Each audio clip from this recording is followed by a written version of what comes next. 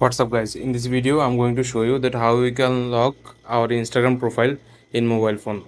So let's jump into the video. What you need to do first, you have to go to on your Instagram app. After going to Instagram, what you need to do, you have to click on your profile icon just like this.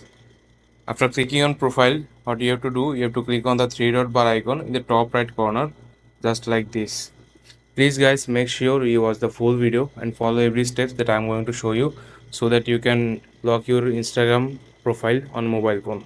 So after going to settings, what you need to do, you have to find the option called account privacy just like this. Account privacy, you have to click on it. Then you have to make sure that this button is switched on just like this. You have to click this button and after that you have to click on switch to private. If this button is blue, that means your Instagram profile is locked. So this is how you can lock your Instagram profile in your mobile phone. So I hope you like this video, and if you find this video helpful, please leave a like on this video and subscribe my channel for more video like this. Peace.